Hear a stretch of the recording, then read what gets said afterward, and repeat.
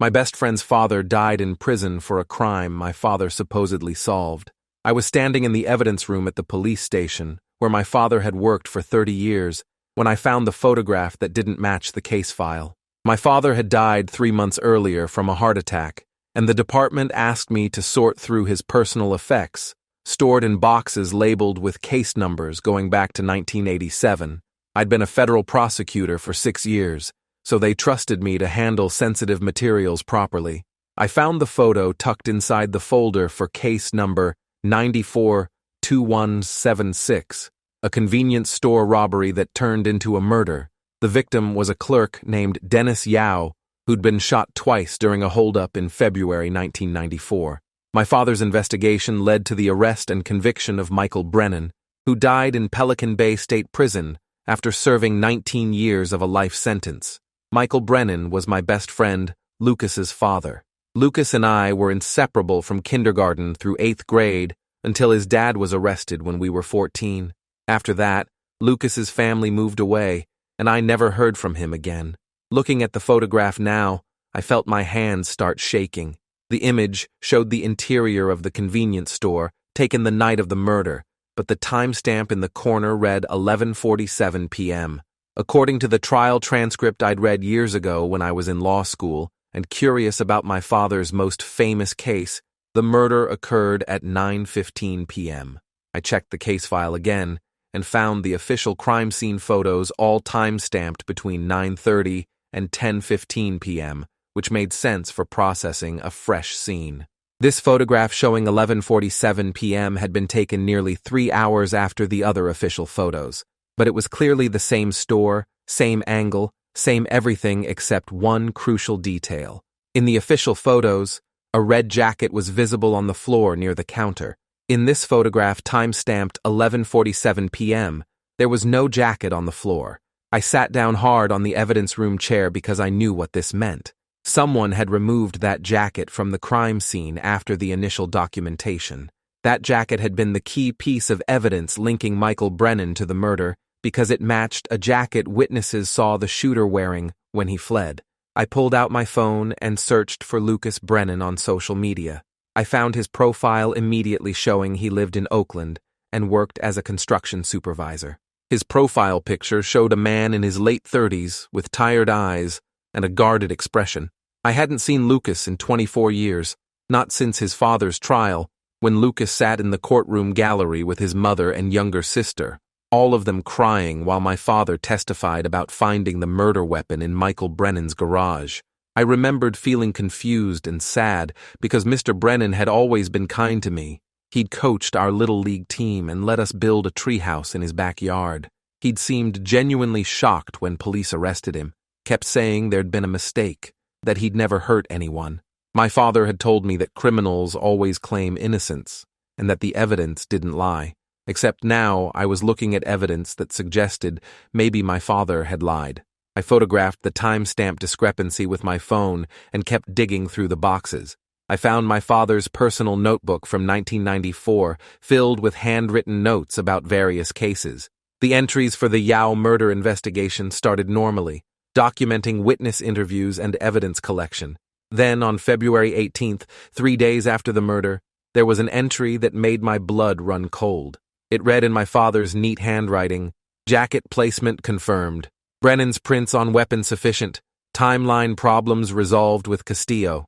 I didn't understand what jacket placement confirmed meant, unless it meant my father had placed the jacket himself. And who was Castillo? I searched through more files and found references to Detective Anthony Castillo, my father's partner at the time. I remembered him vaguely from childhood, a tall man with a mustache who sometimes came to our house for barbecues. He'd retired in 2003 and moved to Arizona, according to department records I accessed through my prosecutor credentials. I took photos of everything suspicious I could find and left the evidence room feeling like the ground had shifted under my feet. My father had been a decorated detective, beloved in our community, respected by everyone who knew him. He'd raised me alone after my mother died when I was 7, taught me about integrity and justice, encouraged me to go to law school so I could fight for what was right. Every major decision in my life had been influenced by wanting to live up to his example, Now I was looking at evidence suggesting he'd framed an innocent man. I drove home to my apartment in a daze and spent the rest of the evening searching through online archives of the trial coverage. The case had received significant media attention because the murder happened during a string of convenience store robberies in the area. Michael Brennan had no criminal record, worked as an electrician, had 3 kids and a wife. The prosecution's case rested on 3 main pieces of evidence: the red jacket found at the scene with fibers matching a jacket in Brennan's closet, the murder weapon found during a search of Brennan's garage, and witness testimony placing someone matching Brennan's description near the store around the time of the murder. Reading the trial transcript, I noticed the defense attorney had challenged the timeline, pointing out that Brennan's wife and kids all testified he'd been home watching a movie with them until 10 p.m. The prosecution argued the family was lying to protect him. The jury deliberated for 2 days before convicting. I found an interview with the prosecutor who'd tried the case, a woman named Diana Fletcher, who was now a Superior Court judge. She'd told reporters the physical evidence was overwhelming and that Brennan's family alibi wasn't credible given their obvious motivation to lie. Except now, I had a photograph suggesting the jacket had been moved or placed after the initial crime scene documentation. I couldn't sleep that night, kept thinking about Lucas sitting in that courtroom while my father destroyed his family. I thought about the last time I'd seen Lucas at school, about 2 weeks after his father's arrest.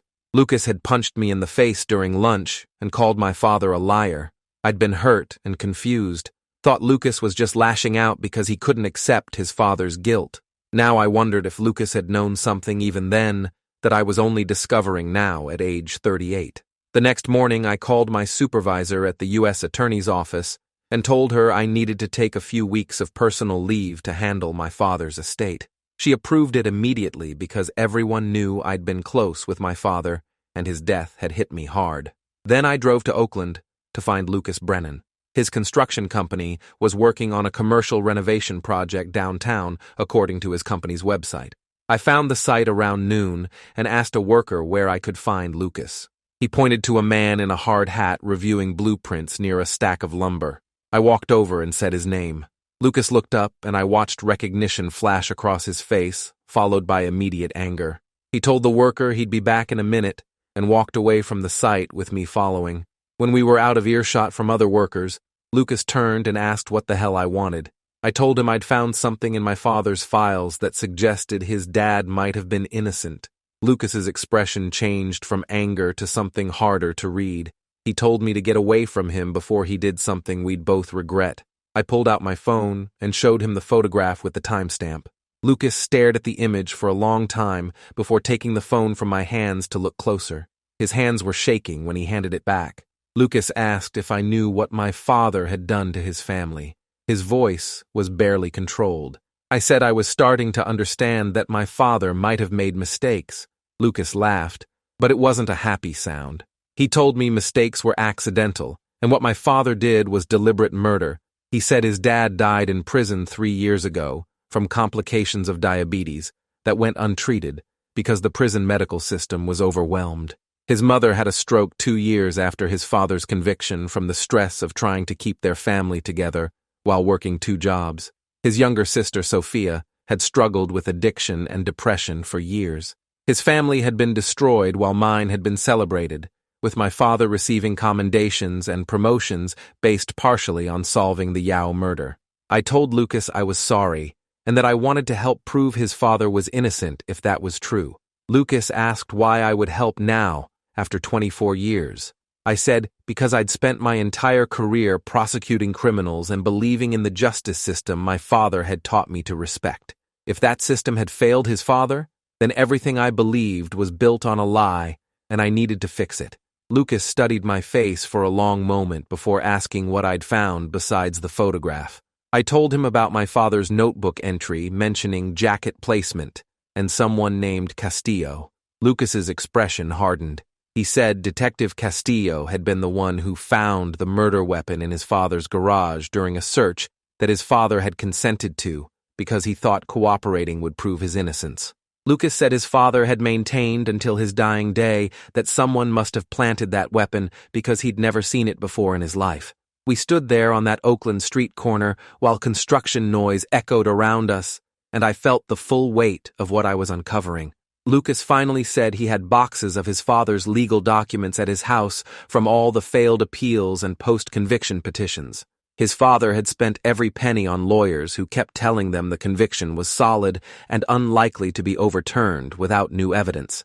I asked if I could review those documents, and Lucas hesitated before saying yes, but only because he could see I was serious and because he wanted to know the truth more than he wanted to hold on to his anger. We agreed to meet at his house that evening after he finished work. I spent the afternoon driving back to my apartment and reviewing everything I'd found so far.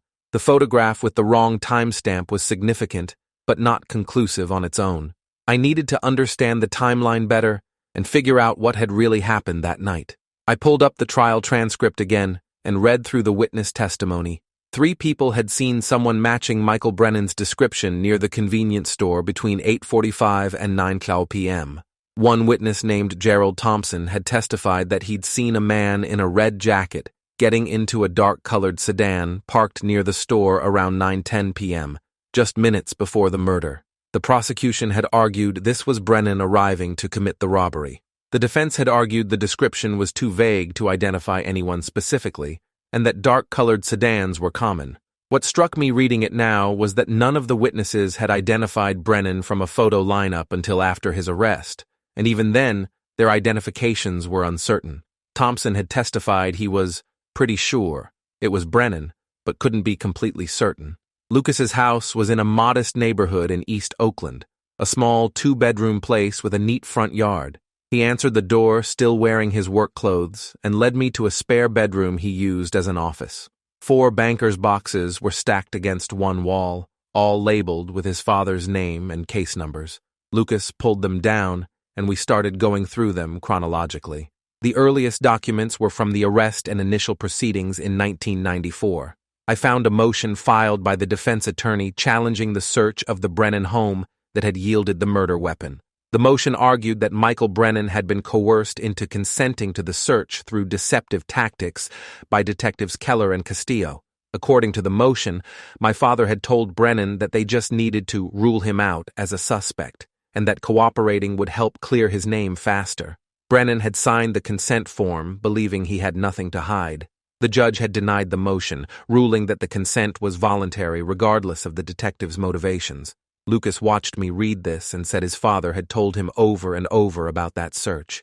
How my father and Castillo had shown up at their house on a Saturday morning, been friendly and reassuring, said they were just following up on routine leads. His father had let them search everywhere because he genuinely thought it would help prove his innocence. Then Castillo had called my father over to the garage, and they'd found a .38 revolver wrapped in a rag behind some paint cans on a high shelf. His father had been arrested immediately.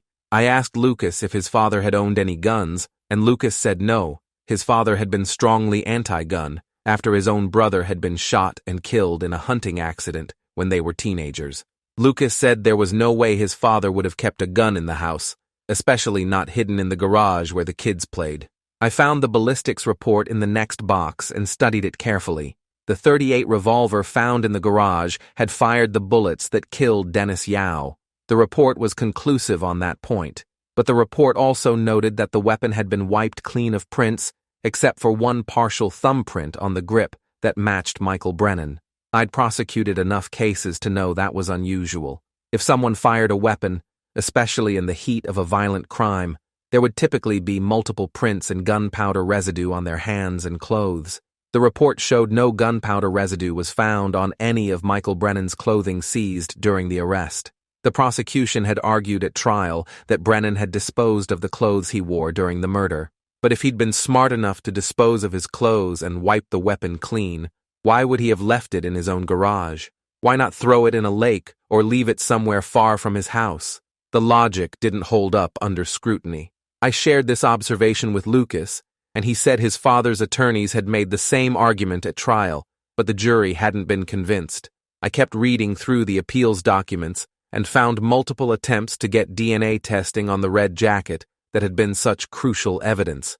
The appeals attorney had argued that skin cells or hair on the jacket could prove whether Michael Brennan had worn it. Each motion had been denied on technical grounds. The jacket was apparently destroyed after the trial as part of routine evidence disposal, making DNA testing impossible. Lucas said that detail had haunted his father, knowing that evidence that could have proven his innocence was gone forever. Around midnight, I found something that made me sit up straight. It was a private investigator's report from 1999, 5 years after the conviction. Michael Brennan's family had scraped together enough money to hire an investigator named Warren Delgado to look into the case. Delgado's report documented his interview with a man named Vincent Torres, who'd been working at a gas station 2 blocks from the convenience store on the night of the murder. Torres told Delgado that a man in a red jacket had come into the gas station around 9:30 p.m. on February 15, 1994, acting nervous and asking to use the bathroom. Torres remembered it clearly because the man had blood on his sleeve, and Torres had almost called the police, but the man had left quickly after using the bathroom. Torres described the man as being in his 20s, around 5'10", with a thin build and short dark hair. Michael Brennan had been 42 years old at the time, 6'2", and heavily built with graying hair. Torres's description didn't match Brennan at all, but more importantly, if the man in the red jacket was at the gas station at 9:30 p.m. and the murder occurred at 9:15 p.m. according to the prosecution's timeline, that meant someone else had been wearing that jacket. I asked Lucas why this report hadn't been used in an appeal. Lucas said his father's lawyers had tried to submit it, but the courts ruled it was inadmissible as new evidence because Torres could have been found and interviewed before the trial if the defense had conducted a proper investigation. The blame had been placed on the original defense attorney for inadequate representation, but that wasn't grounds for overturning the conviction under California law unless they could prove the attorney's performance had been so deficient it denied Brennan a fair trial. The motion had been denied. I photographed every page of the investigator's report and asked Lucas if Vincent Torres was still alive. Lucas said he didn't know, but he could try to find out. We spent another hour going through the boxes, and I found more troubling details. The original defense attorney had filed only minimal motions and called just 3 witnesses at trial compared to the prosecution's 15. The attorney had been a public defender handling dozens of cases simultaneously. I recognized the name from my own time as a prosecutor and knew the public defender's office had been chronically underfunded and overwhelmed in the 90s. Michael Brennan hadn't received anything close to adequate representation. I told Lucas I wanted to find Detective Castillo and ask him about the case directly. Lucas looked at me like I was insane and said Castillo wasn't going to admit to planting evidence. I said maybe not, but if I approached him as my father's son asking about his old partner's cases, he might say something revealing. Lucas considered this and said it was worth trying. We agreed to meet again in 2 days after I'd had time to track down Castillo's current contact information and figure out my approach. Driving home that night, I thought about my father and tried to reconcile the man who'd raised me with someone capable of framing an innocent person. He'd taught me that cops who bent the rules were as bad as the criminals they chased. He told me stories about testifying in court and feeling the weight of responsibility to tell the truth. Had it all been lies? Or had he convinced himself that Michael Brennan was guilty despite the lack of real evidence?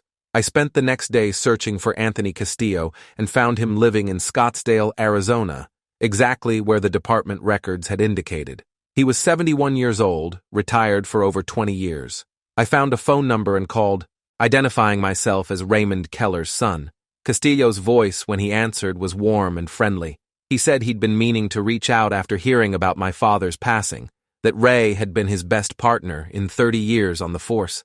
He asked how I was holding up, and I said I was managing, that I'd been going through my father's old case files and had some questions about a few investigations. Castillo said he'd be happy to help however he could. I asked if I could fly out to Arizona to talk in person, and he hesitated for just a moment before agreeing. We set a meeting for 3 days later at his house in Scottsdale.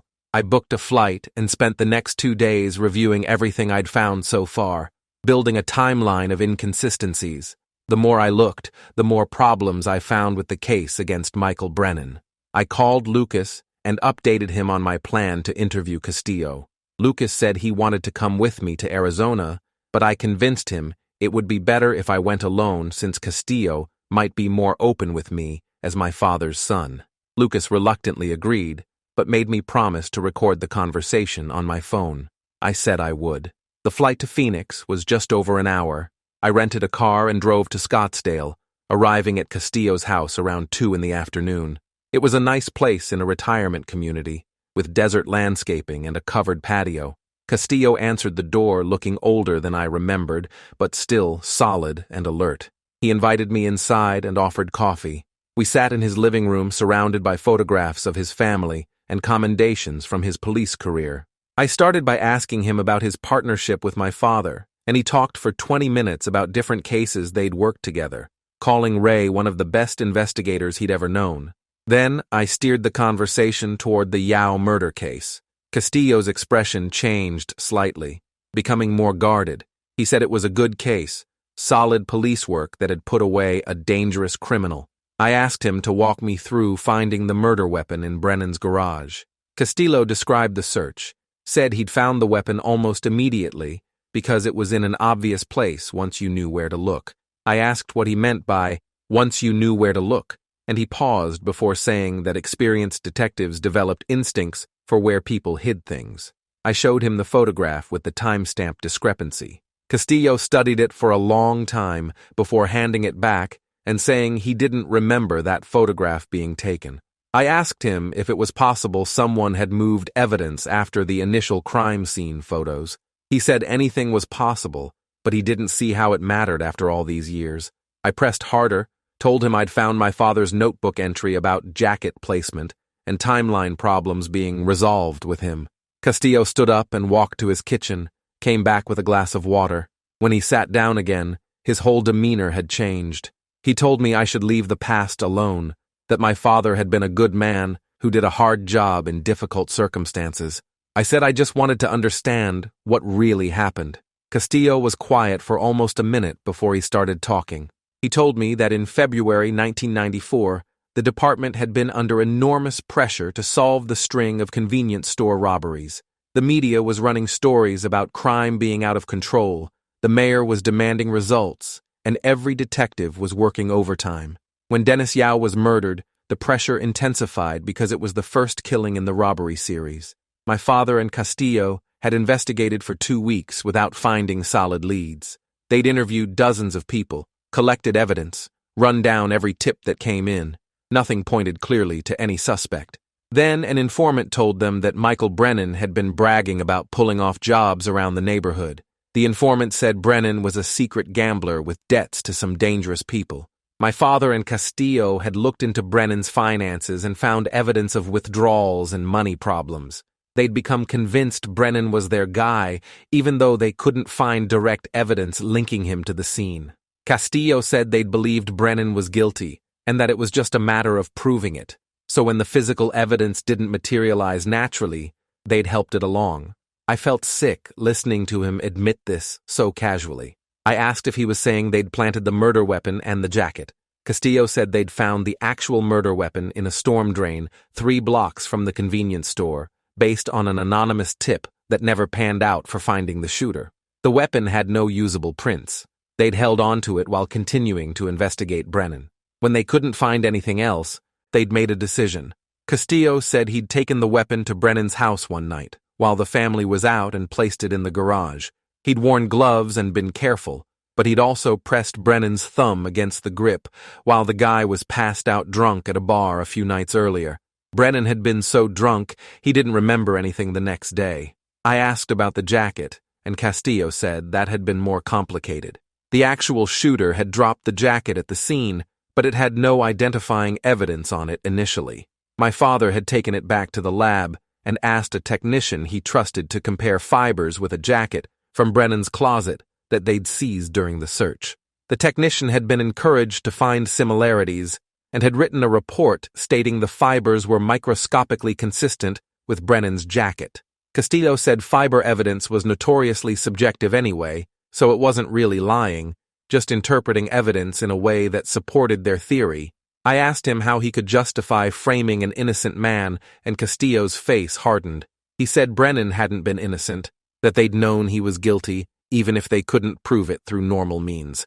He said the informant had been credible, and Brennan's gambling debts had been real, and that everything pointed to him being involved in the robberies, even if they couldn't definitively link him to the Yao murder. Castillo said they'd saved lives by getting Brennan off the streets before he killed someone else. I told him Brennan had maintained his innocence for 19 years until he died in prison. Castillo shrugged and said, "Guilty people always claimed innocence." Then he looked at me directly and said my father had struggled with the decision more than Castillo had, that Ray had been torn up about it for weeks before they'd moved forward with planting the evidence. But ultimately, my father had agreed, because he'd believed they were serving justice by putting away someone who would have escaped consequences due to lack of physical evidence. Castillo said my father had been a good cop who made one difficult choice in an impossible situation. I asked Castillo who the informant was that had pointed them toward Brennan. He said the informant's name was Julian Vega, a small-time drug dealer who'd traded information for leniency on his own charges. I asked if Vega was credible, and Castillo said he'd seemed credible at the time, though looking back maybe they'd been too eager to believe him, because they'd needed a break in the case. I asked where Vega was now, and Castillo said he'd died in 2001 from a drug overdose. Convenient that everyone who could contradict the story was dead. I asked Castillo if he felt any guilt about what they'd done to Michael Brennan's family. He was quiet for a long time before saying he'd made peace with his choices because he'd believed he was doing the right thing for the community. Then he told me I had to decide what I was going to do with this information. He said if I went public with it, I'd destroy my father's legacy and accomplish nothing because there was no way to prove any of what he'd just told me. It would be his word against a dead man's reputation, and no court would overturn a conviction based on an old man's confession about evidence tampering 24 years ago without corroborating proof. He said I should think carefully about whether the truth was worth the cost. I left Castillo's house feeling like I was going to be sick. I sat in my rental car for 20 minutes trying to process what I'd just heard. Then I remembered I'd recorded the entire conversation on my phone. I had Castillo's confession on tape. I called Lucas from the airport and told him everything. He was silent for a long moment before saying his father had been right all along, that he'd died in prison knowing he was innocent but unable to prove it. Lucas asked what I was going to do now, and I said I was going to fix this. The flight back to San Francisco felt endless. I spent it researching post-conviction innocence projects and wrongful conviction attorneys. When I landed, I had a plan. I contacted the California Innocence Project at California Western School of Law and explained the situation. They connected me with an attorney named Alicia Brenner, who specialized in wrongful convictions based on police misconduct. I met with Alicia the next day and showed her everything I'd found: the photograph with the timestamp, my father's notebook entries, the private investigator's report from 1999, and the recording of Castillo's confession. Alicia listened to the recording twice before looking up at me with an expression of controlled anger.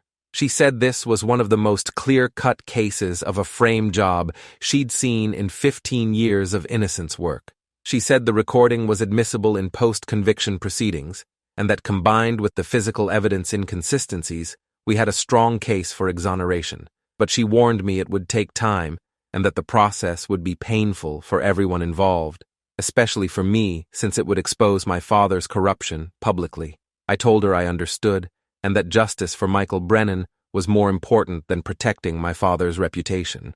We filed a petition for writ of habeas corpus 3 weeks later on behalf of Michael Brennan's estate.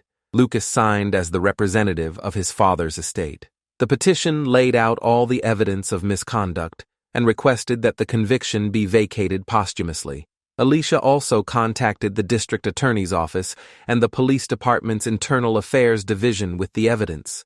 The response was immediate and explosive. The district attorney announced a review of all cases my father and Castillo had worked on during their partnership.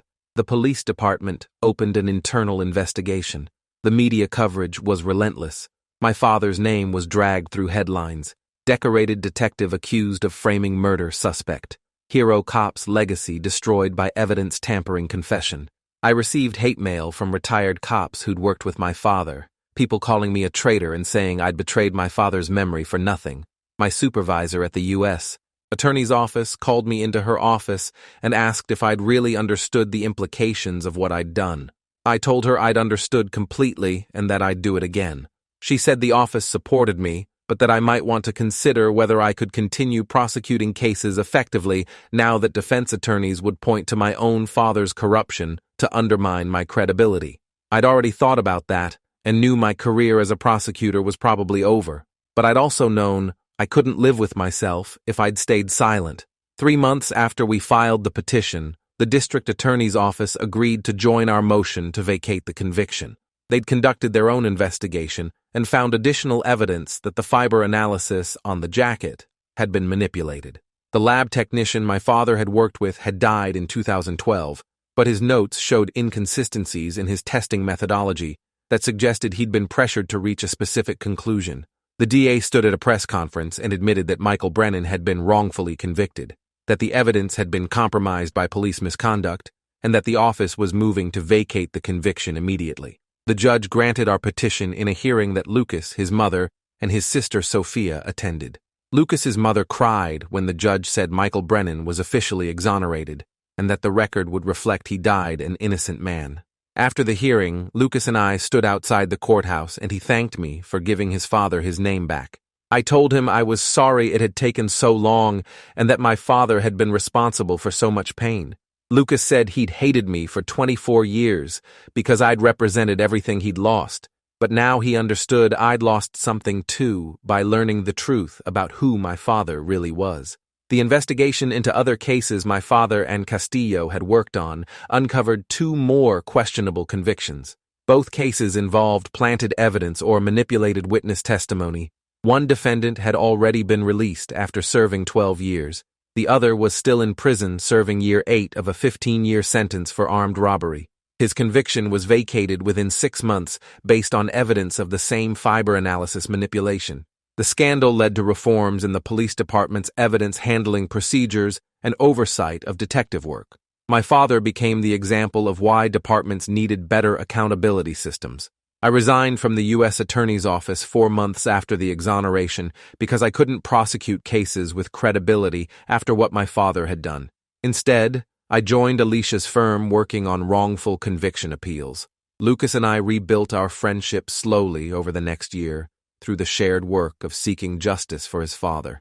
His family received a settlement from the state for wrongful imprisonment, money that could never compensate for what they'd lost, but at least acknowledged the harm done to them. Lucas's mother used part of the settlement to establish a scholarship fund in Michael Brennan's name for children of incarcerated parents. Sophia started volunteering with re-entry programs, helping formerly incarcerated people rebuild their lives. I worked on 3 more exoneration cases in the first year, using the legal skills my father had inspired me to develop, to undo the harm caused by cops like him who'd believed they were above the law.